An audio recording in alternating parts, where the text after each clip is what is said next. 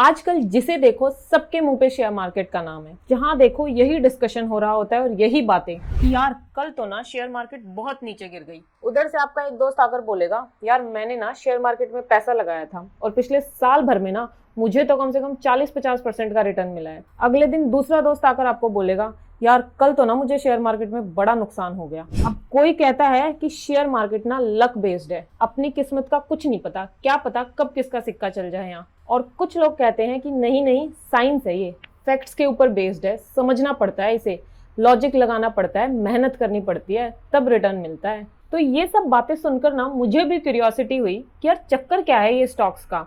और स्टॉक्स के बारे में पता लगाने के लिए मैंने उठाई ये book, what every Indian should know before investing. और इसमें मैंने पढ़ा चैप्टर नंबर 13 जो कि है स्टॉक्स के बारे में।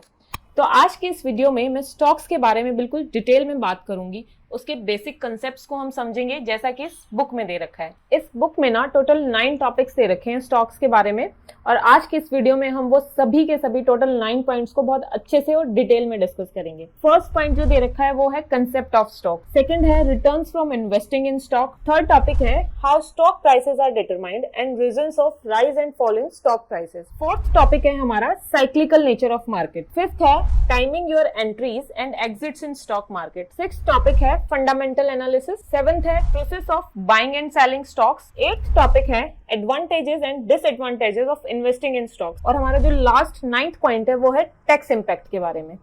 तो चलिए फिर शुरू करते हैं हमारे फर्स्ट टॉपिक से जो कि है कंसेप्ट ऑफ स्टॉक के बारे में। अभी आपकी स्क्रीन पर ना 2 टेबल आ रही होंगी। टेबल 1 में ना वो स्टॉक्स दे रखे हैं जिन्होंने पिछले 10 साल में लोगों को ऑलमोस्ट 40 से 60% का रिटर्न दिया है, और एक स्टॉक अल्कलाइन अमाइंस ने तो 60% से भी ज्यादा का रिटर्न दिया है। अगर इस स्टॉक में किसी ने 1 लाख रुपए इन्वेस्ट किया होगा ना 10 साल पहले, तो 2021 में उसकी वैल्यू ऑलमोस्ट 1.40 करोड़ हो गई होगी। तो इसमें वो सब स्टॉक्स हैं जिन्होंने बहुत अच्छा रिटर्न दिया है लोगों को। और टेबल 2 देखते हैं। टेबल 2 में ना वो स्टॉक्स दे रखे हैं जिन्होंने पिछले 10 साल में ना लोगों को नेगेटिव रिटर्न दिया है, लोगों को इन स्टॉक्स में इन्वेस्ट करने से ना बहुत नुकसान हुआ है, और सबसे ज्यादा हुआ है कॉक्स एंड किंग्स में, -40% रिटर्न मिला है लोगों को। सिर्फ नुकसान ही नुकसान हुआ है इन शेयर्स में पिछले 10 साल। तो अब इन दोनों टेबल्स को देखने और समझने के बाद हमारे मन में सवाल यहाँ पर ये आता है कि यार ऐसा क्या है स्टॉक मार्केट में कि कुछ लोग तो इसमें इन्वेस्ट करके मिलियनियर और बिलियनियर तक बन जाते हैं, और कुछ लोगों को यहाँ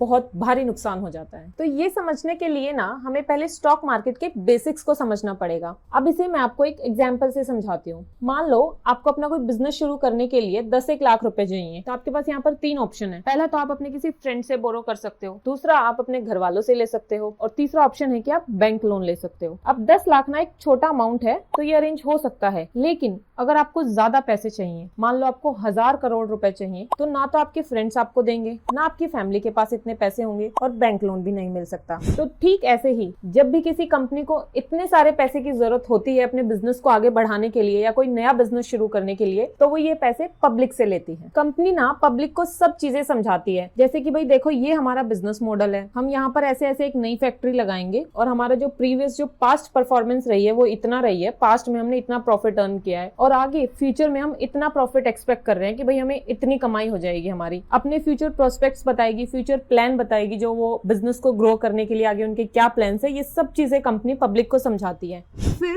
अब अगर पब्लिक को आगे ट्रस्ट हो जाता है इस बिजनेस मॉडल पर, समझ आ जाती हैं चीजें, विश्वास होता है, तो पब्लिक अपना पैसा कंपनी को दे देती है, और बदले में कंपनी पब्लिक को शेयर्स देती है। फिर जो जो वो शेयर्स लेता है वो उस कंपनी में शेयर होल्डर्स बन जाते हैं, और आगे चलकर इन्हीं शेयर्स पर पब्लिक रिटर्न अर्न करती है। अब आता है हमारा second topic, returns from investing in stock, कि आपको स्टॉक से क्या क्या रिटर्न मिलता है। मान लो आपने अब किसी कंपनी के स्टॉक्स खरीद लिए हैं, अब अगर वो कंपनी फ्यूचर में अच्छा परफॉर्म करती है, उसको अच्छा प्रॉफिट अर्न होता है, तो आपके शेयर्स का प्राइस इंक्रीज होएगा, आपको अच्छा रिटर्न मिलेगा। अगर वो कंपनी अच्छा परफॉर्म नहीं करती है तो आपको लॉस हो सकता है। अब जब कंपनी अच्छा परफॉर्म करेगी फ्यूचर में, तो आपको अच्छा खासा रिटर्न मिलेगा, क्योंकि मार्केट में आपके जो शेयर्स हैं उनका प्राइस इंक्रीज होएगा। तो ये जो रिटर्न आपको शेयर्स पे मिलेगा, ये टोटल आपको 5 फेज में मिल सकता है। आपको 5 तरीके का रिटर्न मिलता है। तो 1 बाय 1 ये 5 तरीके हम देखते हैं कि आपको कौन से 5 तरीके के रिटर्न मिलते हैं shares. First form of return जो हमें कंपनी के स्टॉक्स में इन्वेस्ट करने से मिलता है वो है डिविडेंड्स। देखो जब भी किसी कंपनी को प्रॉफिट होता है ना, तो कंपनी अपने शेयर होल्डर्स के लिए डिविडेंड अनाउंस करती है। मान लो कंपनी को 100 करोड़ का प्रॉफिट हुआ, तो उसमें से कुछ अमाउंट तो कंपनी एक साइड रखती है अपने शेयर होल्डर्स को डिविडेंड देने के लिए,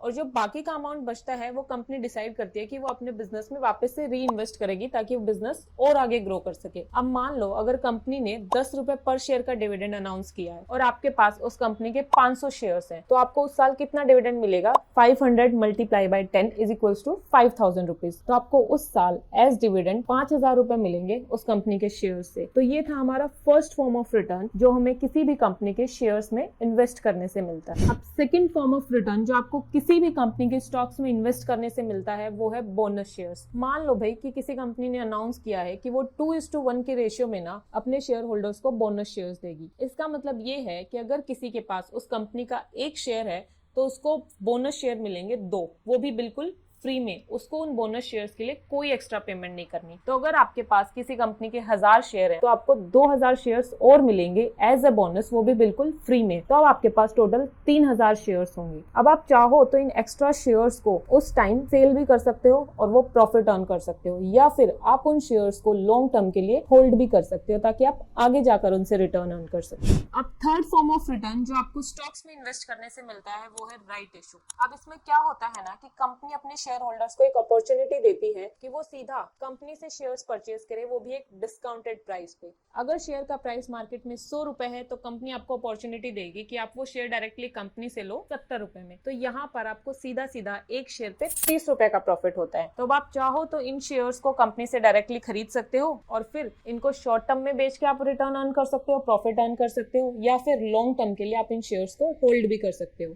तो ये था हमारा थर्ड फॉर्म ऑफ रिटर्न जो कि है राइट इशू, जो हमें स्टॉक्स में इन्वेस्ट करने से मिलता है। फोर्थ फॉर्म ऑफ रिटर्न जो आपको स्टॉक्स में इन्वेस्ट करने से मिलता है वो है स्टॉक स्प्लिट। मान लो कोई कंपनी डिसाइड करती है कि वो अपने शेयर्स को 1:10 के रेशियो में स्प्लिट करेगी। तो अगर आपके पास उस कंपनी का अब एक शेयर है तो वो शेयर बढ़कर अब 10 हो जाएंगे। मतलब कि एक शेयर के बदले में अब आपको 10 शेयर मिलेंगे। पर याद रहे यहाँ पर जो शेयर का प्राइस है ना वो भी कम हो जाएगा 10 के फैक्टर से। जैसे अगर एक शेयर का प्राइस 100 रुपए चल रहा था तो वो कम होकर 10 रुपए रह जाएगा। तो जो नंबर ऑफ शेयर्स हैं वो तो इंक्रीज होंगे, लेकिन जो पर शेयर का जो प्राइस है ना वो डिक्रीज हो जाएगा। तो अब सिचुएशन कुछ ऐसी होगी, पहले एक शेयर था आपके पास, उसका प्राइस था 100 रुपए, तो जो आपकी टोटल इन्वेस्टमेंट थी वो थी 100 रुपए। अब स्टॉक स्प्लिट के बाद आपके पास एक शेयर की बजाय हो जाएंगे 10 शेयर, हर शेयर का प्राइस 10 रुपए। तो आपकी टोटल इन्वेस्टमेंट होगी 10 multiply by 10 is equals to 100 रुपए। अब आपको लगेगा कि इसमें हमारा तो कुछ फायदा हुआ ही नहीं, पहले भी हमारी इन्वेस्टमेंट की वैल्यू 100 रुपए थी और स्टॉक स्प्लिट के बाद भी हमारे इन्वेस्टमेंट की वैल्यू 100 रुपए ही है। तो कंपनीज ये स्टॉक स्प्लिट करती ही क्यों हैं? तो कंपनी स्टॉक स्प्लिट इसलिए करती हैं क्योंकि इसकी वजह से जो शेयर्स का प्राइस है वो कम हो जाता है, और शेयर्स का प्राइस कम होने की वजह से जो इन्वेस्टर्स हैं उस शेयर की तरफ ज्यादा अट्रैक्ट होते हैं। अब अगर इन्वेस्टर्स उसकी तरफ ज्यादा अट्रैक्ट होंगे, इसका मतलब है कि उस शेयर की डिमांड मार्केट में बढ़ गई है। अगर डिमांड बढ़ गई है तो उस शेयर का प्राइस भी बढ़ेगा, और अगर प्राइस बढ़ेगा तो अल्टीमेटली आपको ही प्रॉफिट होगा। आप उस शेयर को अब बेच सकते हो मार्केट में और प्रॉफिट अर्न कर सकते हो। अब हमारा जो फिफ्थ फॉर्म ऑफ रिटर्न है जो हमें स्टॉक्स में इन्वेस्ट करने से मिलता है वो है प्रॉफिट। देखो भाई, हम शेयर्स खरीदते ही क्यों हैं? प्रॉफिट अर्न करने के लिए, कि भाई आज हमने ये शेयर 100 रुपए में ले लिया, अब जब कल को इस शेयर का प्राइस 150 रुपए हो जाएगा ना, 2 महीने में, 4 महीने में, साल भर में, तब हम इस शेयर को बेच देंगे और जो एक्स्ट्रा 50 रुपए प्रॉफिट है ना वो अर्न कर लेंगे। तो यही एक रिटर्न हमें मिलता है कि जब जैसे ही हमारे शेयर का प्राइस इंक्रीज होता है हम उसे बेच देते हैं और हमें वो प्रॉफिट मिल जाता है। तो ये थे टोटल 5 फॉर्म ऑफ रिटर्न्स जो हमें शेयर्स में इन्वेस्ट करने से मिलते हैं। अब चलते हैं हम हमारे नेक्स्ट टॉपिक पर। हमारा नेक्स्ट टॉपिक है how stock prices are determined and reasons for rise and fall in stock prices. अब स्टॉक्स में इन्वेस्ट करने से पहले ना हमें ये पता होना चाहिए कि भाई स्टॉक का प्राइस कैसे डिटरमाइन होता है और स्टॉक्स के प्राइस बढ़ते या घटते क्यों हैं, ताकि आज के दिन हम जिस कंपनी के शेयर्स खरीद रहे हैं हमें पता हो कि भाई आगे चलकर फ्यूचर में इस कंपनी के शेयर्स का प्राइस इंक्रीज होगा कि नहीं। देखो, स्टॉक के प्राइसेस ना डिमांड और सप्लाई पर डिपेंड करते हैं। 2 लॉ होते हैं, एक होता है लॉ ऑफ डिमांड, एक होता है law of supply. Law of demand हमारा क्या कहता है, जब मार्केट में किसी चीज की डिमांड इंक्रीज होती है ना तो उसका प्राइस भी इंक्रीज होता है, और अगर उसकी डिमांड डिक्रीज होती है तो उसका प्राइस भी डिक्रीज होता है। लॉ ऑफ सप्लाई हमारा क्या कहता है कि जब मार्केट में किसी चीज की सप्लाई इंक्रीज होती है, उस चीज की क्वांटिटी ज्यादा है मार्केट में, तो उसका प्राइस कम हो जाएगा, और अगर उस चीज की सप्लाई कम है मार्केट में यानी कि शॉर्टेज है तो उसका प्राइस बढ़ जाएगा। यही सेम फंडा हमारे शेयर्स पे भी लगता है। अब इसे ना मैं आपको सब्जियों के एग्जांपल से समझाती हूँ। देखो, जब अक्टूबर में सर्दियों का सीजन शुरू होता है तो मटर का प्राइस कितना ज्यादा होता है, ऑलमोस्ट 100 या 120 रुपए किलो होता है। क्यों? क्योंकि उसकी डिमांड तो ज्यादा है मार्केट में, लेकिन उसकी सप्लाई कम है। अभी इतने फार्मर्स नहीं है उसकी सप्लाई करने के लिए, तो इस वजह से सप्लाई कम हुई, डिमांड ज्यादा हुई, उसका प्राइस बढ़ जाता है। लेकिन जैसे जैसे नवंबर दिसंबर आता है और बाकी फार्मर्स भी सप्लाई करने लग जाते हैं मटर को, तो उसका प्राइस कम हो जाता है। तो सिंपल सा यही लॉजिक हमारे शेयर्स में भी होता है कि जब उस चीज की सप्लाई बढ़ जाएगी और डिमांड कम होएगी, तो शेयर्स का प्राइस हमारा डिक्रीज हो जाएगा। और जब शेयर्स की डिमांड ज्यादा होगी, यानी कि उसको खरीदने वाले ज्यादा हैं लेकिन उसकी सप्लाई कम है, उसको बेचने वाले कम लोग हैं, तो शेयर का प्राइस इंक्रीज हो जाएगा मार्केट में। तो भाई ये तो था वो पॉइंट कि भाई शेयर्स का प्राइस डिटरमाइन कैसे होता है, डिमांड और सप्लाई से डिटरमाइन होता है। अब आता है हमारा अगला पॉइंट कि शेयर्स का प्राइस इंक्रीज और डिक्रीज क्यों होता है। अच्छा, यहाँ पर एक पॉइंट और बताती हूँ कि एक शेयर जब दिन में हजारों बार ट्रेड होता है, यानी कि हजारों बार खरीदा और बेचा जाता है, इसलिए उसका प्राइस दिन भर चेंज होता रहता है, कभी ऊपर जाता है कभी नीचे जाता है।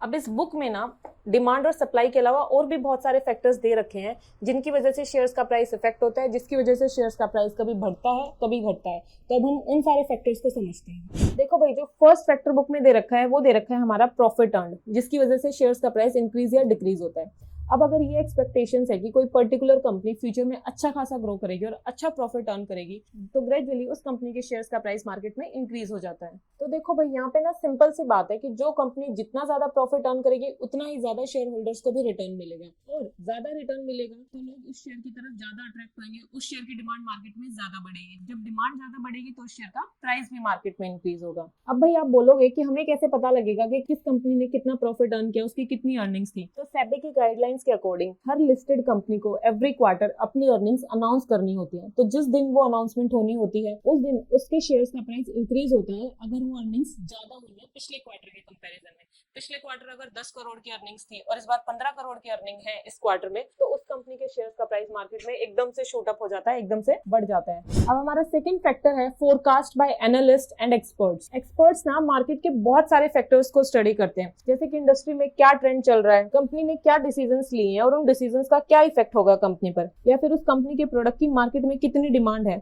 और फिर जो एक्सपर्ट्स है ना वो प्रिडिक्ट करते हैं कि कौन सी कंपनी आगे कितना ग्रो करेगी, किस कंपनी को ज्यादा प्रॉफिट होगा, और इन सब के बेसिस पर एक्सपर्ट्स फिर रिकमेंड करते हैं कि भाई ये शेयर ले लो और ये शेयर्स बेच दो। और इन रिकमेंडेशंस के बेसिस पर उस स्टॉक की डिमांड और सप्लाई चेंज होती है मार्केट में, और फिर उसका प्राइस भी चेंज होता है। अब थर्ड फैक्टर है हमारा मैनेजमेंट चेंज। जो कंपनी के सीईओ, मैनेजिंग डायरेक्टर और जो बाकी बोर्ड ऑफ डायरेक्टर्स होते हैं, उसकी रिस्पॉन्सिबिलिटी होती है कि वो ऐसे डिसीजंस ले जिससे कंपनी आगे फ्यूचर में ग्रो करे। जो ये टॉप लेवल मैनेजमेंट टीम होती है ना, इनके ऊपर ही डिपेंड करता है कि कंपनी को आगे फ्यूचर में चलकर सक्सेस मिलेगी या फेलियर मिलेगी। तो इसलिए आपने नोटिस किया होगा जब भी किसी बड़ी कंपनी के सीईओ चेंज होते हैं या एमडी चेंज होते हैं, उनके बोर्ड ऑफ डायरेक्टर्स में कुछ शफलिंग होती है, तो उस कंपनी के शेयर्स का प्राइस भी चेंज होता है। अब जो फोर्थ फैक्टर बुक में दे रखा है जिसकी वजह से शेयर्स का प्राइस इंक्रीज और डिक्रीज होता है, वो है भाई टेक्नोलॉजी और सोशल चेंज। देखो, जब भी कोई नई टेक्नोलॉजी मार्केट में आती है ना, तो इसका इफेक्ट कंपनी के शेयर्स के प्राइसेस पर भी पड़ता है और कंपनी की सेल्स पर भी पड़ता है। ये जो टेक्नोलॉजिकल चेंजेस होते हैं, इससे कुछ कंपनीज पर तो पॉजिटिव इफेक्ट पड़ता है, वो खूब आगे ग्रो करती है, उनके शेयर्स का प्राइस इंक्रीज होता है, और कुछ पर नेगेटिव इंपैक्ट पड़ता है और वो कंपनीज डूब जाती हैं। कुछ कंपनीज मार्केट में नई आती हैं, वो खूब आगे ग्रो करते हैं, उनके शेयर्स भी आगे खूब ग्रो करते हैं। अब अगर इस चीज को मैं आपको एक एग्जांपल से समझाऊं, तो जब टच स्क्रीन फोन मार्केट में आए तो जो नोकिया कंपनी है ना, वो पीछे रह गई। वो कंपनी इस टेक्नोलॉजिकल चेंज के साथ ना कोप अप नहीं कर पाई, और जो बाकी की कंपनीज थी जो अपने फोन में उस टाइप के चेंजेस ला पाई, उस टेक्नोलॉजी के साथ आगे बढ़ पाई, वो आगे निकल गई। ऐसे ही अगर आपने नोटिस किया हो कि पिछले 5-10 साल में मोबाइल फोन्स की डिमांड मार्केट में कितनी इंक्रीज हुई है। अब हर इंसान के हाथ में, हर आदमी के हाथ में एक मोबाइल फोन होता है, तो जो इस इंडस्ट्री के शेयर्स का जो प्राइस है ना, वो एकदम से बूस्टअप हुआ है, एकदम से इंक्रीज हुआ है। तो ऐसे ही मार्केट में जब भी कोई पॉजिटिव टेक्नोलॉजिकल चेंज आता है, उस इंडस्ट्री के शेयर्स का प्राइस भी इंक्रीज होता है। अब हमारा जो फिफ्थ फैक्टर है जिसकी वजह से शेयर्स का प्राइस इंक्रीज और डिक्रीज होता है, वो है इंटरेस्ट रेट एंड इन्फ्लेशन। देखो, जब भी इंटरेस्ट रेट बढ़ता है ना, तो कंपनीज को ज्यादा इंटरेस्ट पे करना पड़ता है अपने लोन्स पे, तो उनके प्रॉफिट का जो मैक्सिमम पोर्शन है वो लोन्स की रिपेमेंट में जाता है, इंटरेस्ट की रिपेमेंट में जाता है। तो शेयर होल्डर्स के लिए कम प्रॉफिट बचता है, तो शेयर होल्डर्स को रिटर्न कम मिलता है, तो उन शेयर्स का प्राइस भी मार्केट में कम हो जाता है। और अगर लोन्स पर इंटरेस्ट रेट हाई होगा तो कंज्यूमर्स भी ना कम स्पेंड करेंगे, उनकी पॉकेट में भी पैसा कम होगा। अगर कंज्यूमर्स कम स्पेंड करेंगे तो इसका मतलब ऑल ओवर कंपनी के प्रोडक्ट्स की सेल भी कम होगी। अगर कंपनी की सेल कम हुई तो कंपनी का प्रॉफिट भी कम होगा। प्रॉफिट कम हुआ तो ऑब्वियसली कंपनी अपने शेयर होल्डर्स को कम रिटर्न दे पाएगी, जिसकी वजह से शेयर्स का प्राइस डिक्रीज हो जाएगा मार्केट में। अब हमारा नेक्स्ट फैक्टर जिसकी वजह से शेयर्स के प्राइस इफेक्ट होते हैं, वो है न्यूज अपडेट्स। देखो, जब भी गवर्नमेंट कोई नई पॉलिसी लाती है, कोई पॉलिटिकल चेंजेस होते हैं कंट्री में, इंडस्ट्री के कुछ न्यू रूल्स या रेगुलेशंस बनते हैं, या फिर और कोई नया कानून आ गया, कुछ और इकोनॉमिक कंडीशंस चेंज हो गई,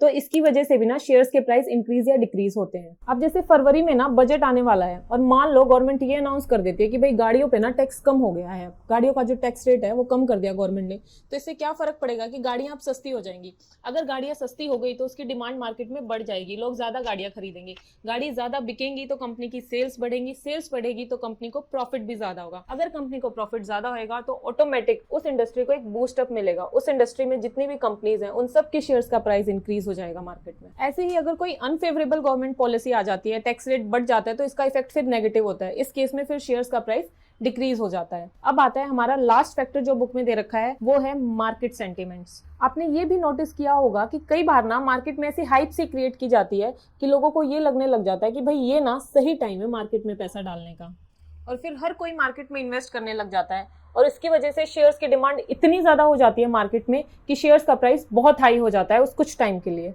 और फिर कुछ टाइम बाद जब लोगों को ये रियलाइज होता है कि यार ये तो शेयर्स के प्राइसेस ना अनरियलिस्टिक हैं, तो मार्केट वापस से फिर नीचे गिरने लग जाती है और शेयर्स का प्राइस फिर से डाउन आ जाता है। तो मार्केट का मूड एक बहुत बड़ा फैक्टर है जो शेयर्स की डिमांड और सप्लाई को अफेक्ट करता है। तो ये तो थे वो 7 फैक्टर्स जो इस बुक में अच्छे से डिटेल में दे रखे थे। इन 7 पॉइंट्स को हमने बहुत अच्छे से डिस्कस किया, इनको समझा। अब इसके अलावा ना और भी बहुत सारे फैक्टर्स होते हैं जिनकी वजह से शेयर्स का प्राइस इंक्रीज या डिक्रीज होता है, जैसे कि जब इलेक्शंस होते हैं, या फिर मॉनसून सीजन कैसा रहा, बजट के अनाउंसमेंट्स हो गए, मर्जर बिटवीन कंपनीज हो गया, आरबीआई की कुछ नई पॉलिसीज आ गई, गवर्नमेंट ने कुछ और नए रूल्स और रेगुलेशंस बना दिए इंडस्ट्री के लिए, लेबर्स के लिए। तो ये सब फैक्टर्स भी ना शेयर्स की डिमांड और सप्लाई को अफेक्ट करते हैं, जिसकी वजह से शेयर्स का प्राइस इंक्रीज या डिक्रीज होता है। तो आपको ना इन सब फैक्टर्स पर नजर रखनी पड़ेगी अगर आपको मार्केट को टाइम करना है, यानी कि आपको सही टाइम की पहचान करनी है जब आपको शेयर मार्केट में एंटर करना है, जब आपको अपना पैसा इन्वेस्ट करना है। अब इतनी सारी चीजों पर, इतने सारे फैक्टर्स पर नजर रखना ना थोड़ा मुश्किल होता है सबके लिए, तो इसलिए लोग डायरेक्टली स्टॉक्स में इन्वेस्ट ना करके इनडायरेक्टली म्यूचुअल फंड्स के थ्रू स्टॉक में इन्वेस्ट करते हैं। अब चलते हैं हमारी वीडियो के नेक्स्ट टॉपिक पर, टॉपिक नंबर 4, जो कि है साइक्लिकल नेचर ऑफ मार्केट्स। देखो दोस्तों,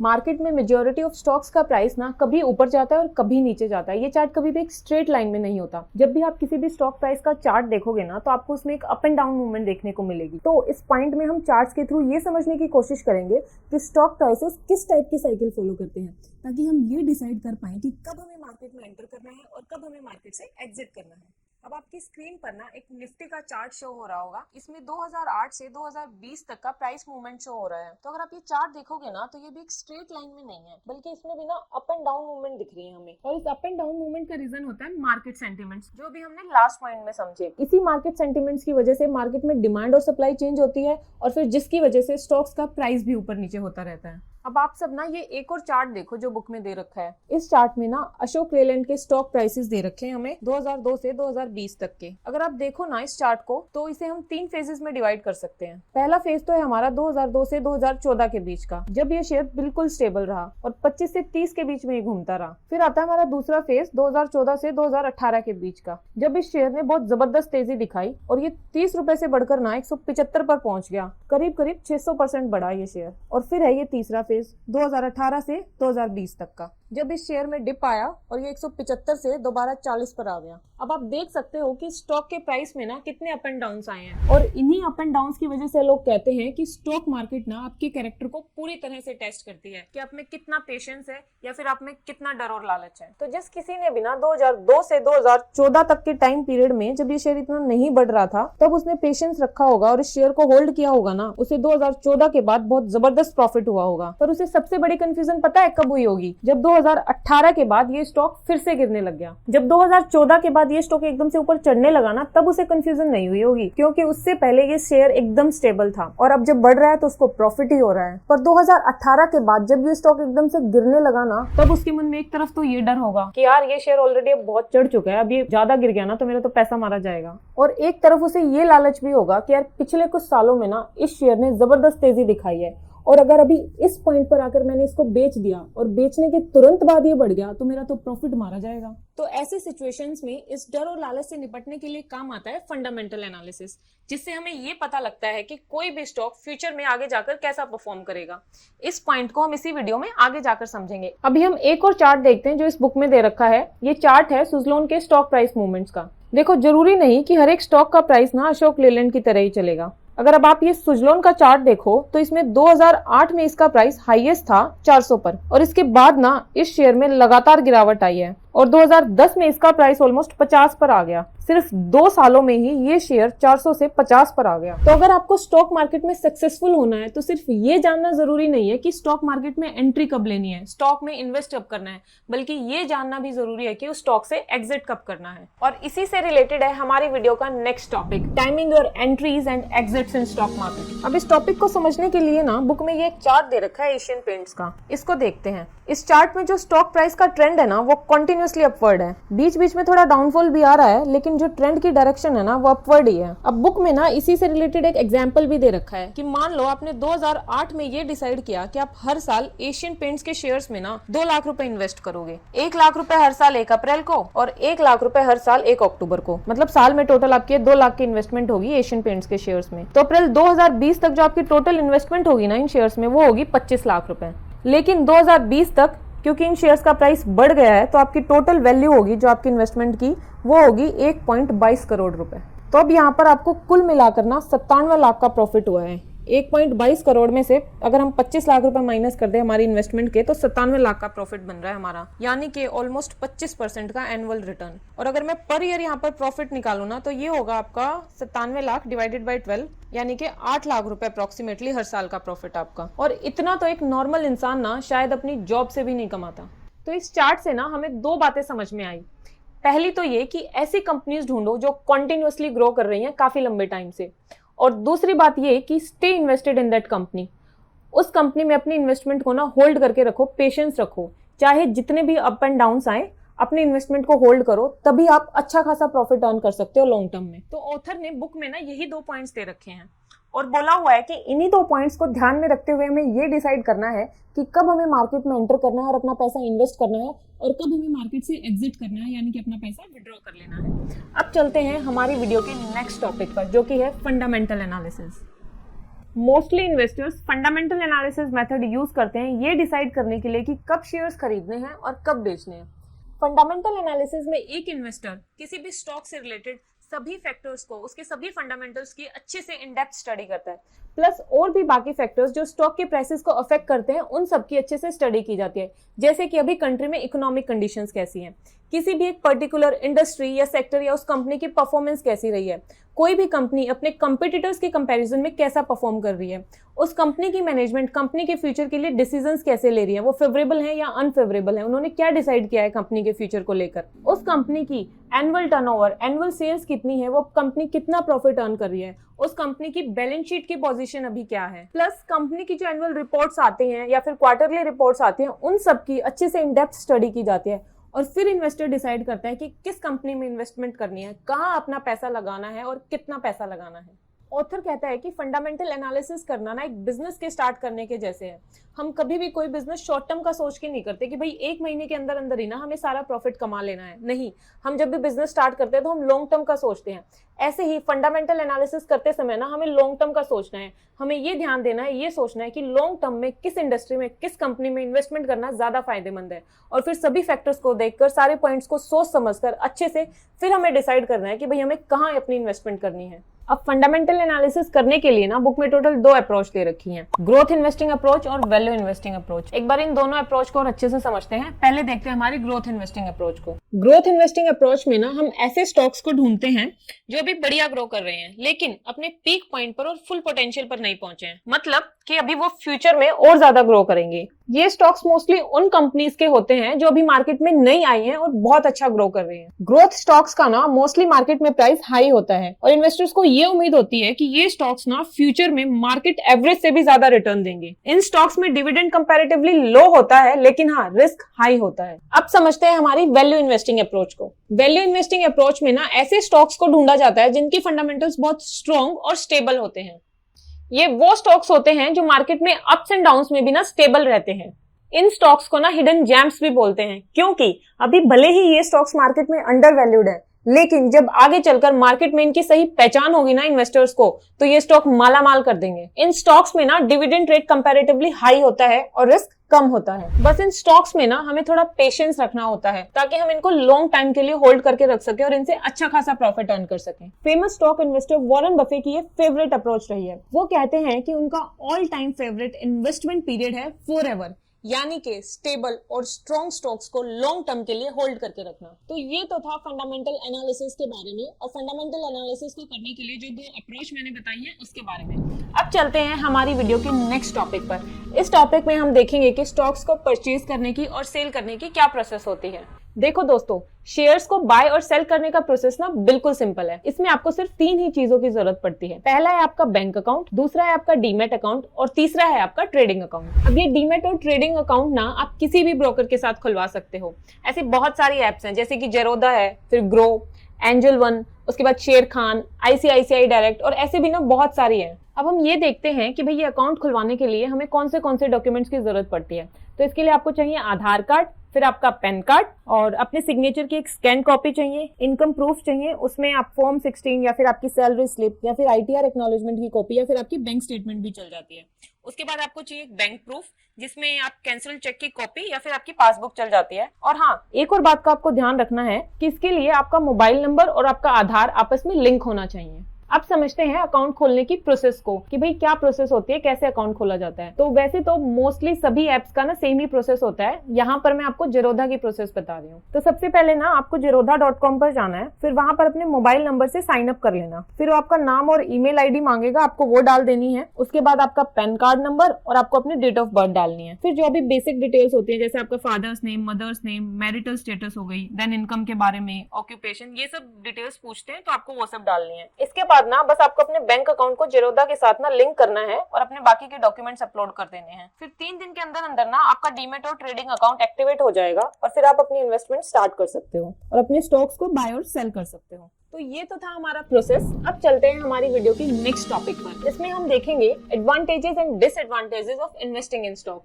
तो सबसे पहले हमारे एडवांटेजेस देखते हैं। सबसे फर्स्ट एडवांटेज है हाई रिटर्न्स। देखो, शेयर मार्केट में ना आपको रिटर्न्स बहुत ज्यादा मिलते हैं। आप शेयर्स को लो प्राइस पे खरीदो, देन जब उनका प्राइस हाई हो जाए फिर उनको बेच दो और फिर आप अच्छा खासा प्रॉफिट अर्न कर सकते हो। हमारा सेकंड एडवांटेज है हाई लिक्विडिटी।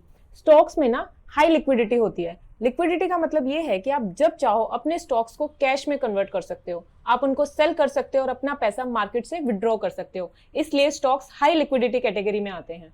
देन हमारा थर्ड एडवांटेज है it is simple and easy to start trading. देखो, ये जो प्रोसेस है ना ट्रेडिंग का, ये बहुत सिंपल है। बस आपको अपना एक डीमैट अकाउंट खुलवाना है, जैसा मैंने अभी आपको लास्ट पॉइंट में समझाया। फिर वो आपका अकाउंट ना 2-3 दिन के अंदर अंदर एक्टिवेट हो जाएगा और फिर आप बहुत इजीली ट्रेडिंग शुरू कर सकते हो। तो कोई बहुत बड़ा या कम्बरसम प्रोसेस नहीं है ये। हमारा नेक्स्ट एडवांटेज है फ्री अवेलेबिलिटी ऑफ इन्फॉर्मेशन। देखो, स्टॉक से रिलेटेड जितनी भी इन्फॉर्मेशन होती है ना, जैसे कि भाई कोई कंपनी कितना अर्न कर रही है, उसका एनुअल रिटर्न कितना है, ये सब चीजें ना फ्रीली अवेलेबल हैं। इंटरनेट पे, न्यूज़पेपर में, इवन टीवी पे भी न्यूज में ये सब आता रहता है। तो आप कहीं से भी किसी भी कंपनी की इन्फॉर्मेशन ले सकते हो और देन अकॉर्डिंगली आप अपना इन्वेस्टमेंट डिसीजन ले सकते हो। तो ये तो थी स्टॉक मार्केट के एडवांटेजेस। अब हम देखते हैं डिसएडवांटेजेस को। तो हमारा जो फर्स्ट डिसएडवांटेज है वो है हाई रिस्क।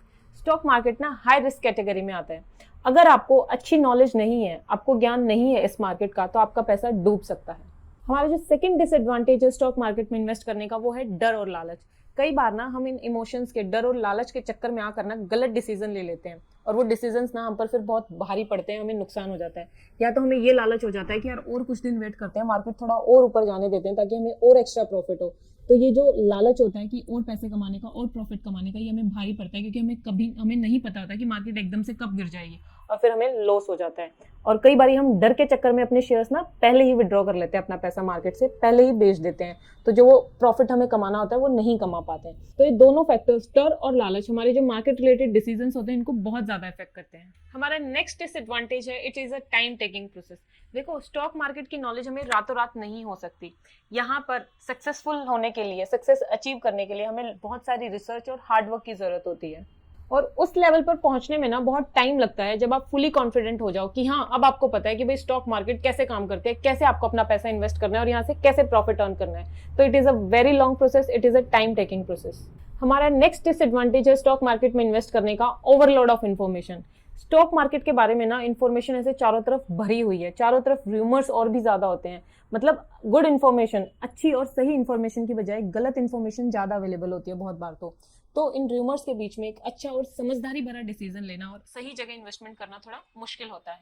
तो ये तो थे स्टॉक मार्केट में इन्वेस्टमेंट करने के एडवांटेजेस और डिसएडवांटेजेस। अब चलते हैं हमारी वीडियो के लास्ट टॉपिक पर। इसमें हम ये देखेंगे कि स्टॉक मार्केट से जो हमारी अर्निंग्स होते हैं, जितना भी हम प्रॉफिट अर्न करते हैं, उस पर हमें टैक्स कितना पे करना होता है।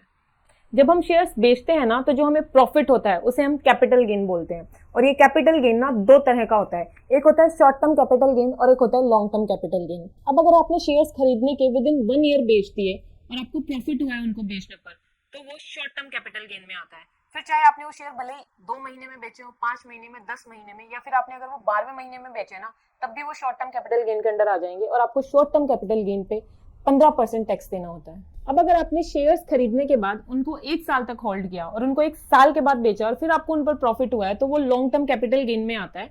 लॉन्ग टर्म कैपिटल गेन के अंदर अगर आपका प्रॉफिट 1 लाख से नीचे है तो आपको कोई टैक्स नहीं देना होता, लेकिन अगर वो प्रॉफिट 1 लाख से ऊपर है तो आपको 10% टैक्स देना होता है। मैं इसको ना आपको एक एग्जांपल से समझाती हूँ। जैसे मान लो आपने टाटा के ना 1000 शेयर खरीदे, एक शेयर आपने 200 रुपए का खरीदा और जब बेचे तो वो 250 रुपए के बेचे आपने, तो इसमें आपको हर शेयर पर ना 50 रुपए का प्रॉफिट हुआ। तो आपका टोटल प्रॉफिट हो गया 50 मल्टीप्लाई बाय 1000 शेयर थे इज इक्वल्स टू 50,000 रुपए का आपको प्रॉफिट हुआ। तो ये प्रॉफिट आपका 1 लाख से कम है, तो इस पर आपको कोई भी टैक्स पे नहीं करना है। अब अगर आपने यही 1000 शेयर 200 रुपए के खरीदे लेकिन 350 रुपए के बेच दिए, तो यहाँ पर आपको हर शेयर पे ना 150 रुपए का प्रॉफिट हुआ है। तो अब आपको टोटल प्रॉफिट कितना हो गया, 150 मल्टीप्लाई बाय 1000 शेयर्स, यानी कि 1.5 लाख का प्रॉफिट हो गया। अब आपको अब ये प्रॉफिट 1 लाख से ज्यादा है तो इस पर आपको टैक्स देना पड़ेगा 10% से। लेकिन सिर्फ 1 लाख से जितना अमाउंट ज्यादा है ना, उस पर आपको टैक्स पे करना है। यानी कि 1 लाख पे कोई टैक्स नहीं है। जो 1 लाख से ऊपर आपके जो 50,000 रुपए है ना, उस पर आपको 10% टैक्स देना है। तो 50,000 का 10% हुआ 5,000 रुपए। तो आपको ये बात ध्यान रखनी है कि सिर्फ 1 लाख से ऊपर जितना प्रॉफिट है ना, सिर्फ उसी पर टैक्स पे करना है। 1 लाख तक कोई टैक्स पे नहीं करना। अब ये तो था कि अगर आपको प्रॉफिट हुआ तब आपको कितना टैक्स पे करना होता है। अब बात करते हैं लॉस की, कि अगर आपको शॉर्ट टर्म कैपिटल लॉस या लॉन्ग टर्म कैपिटल लॉस होता है तब क्या ट्रीटमेंट होती है। देखो, अगर आपको शॉर्ट टर्म कैपिटल लॉस हुआ है ना, तो आप उसको short term capital gain plus long term capital gain, इन दोनों के अगेंस्ट एडजस्ट कर सकते हो। यानी कि ये लॉस आपका इन दोनों में से डिडक्ट हो जाएगा। कब तक? आने वाले अगले 8 सालों तक आप इस लॉस को कभी भी सेटल कर सकते हो। अगर आपको लॉन्ग टर्म कैपिटल लॉस हुआ है तो वो सिर्फ लॉन्ग टर्म कैपिटल गेन में से ही एडजस्ट होएगा। लॉन्ग टर्म वाला सिर्फ लॉन्ग टर्म में से ही एडजस्ट होएगा, उसी में से माइनस हो सकता है आने वाले अगले 8 सालों तक। शॉर्ट टर्म में से नहीं हो सकता वो एडजस्ट। तो दोस्तों, ये था टैक्स ट्रीटमेंट कि अगर आपको शेयर्स को बेचने पर प्रॉफिट होता है, लॉस होता है, तो आपकी क्या टैक्स ट्रीटमेंट रहेगी। तो आज की वीडियो हमारी यहीं खत्म होती है। अगर आपको मेरी ये वीडियो अच्छी लगी तो इसे लाइक करें, कमेंट सेक्शन में अपने थॉट्स को जरूर लिखें, अपने फ्रेंड्स और फैमिली के साथ इस वीडियो को शेयर करें। अगर आप चैनल पर नए हैं तो सब्सक्राइब करें। Thank you so much for watching. मिलते हैं अगली वीडियो में।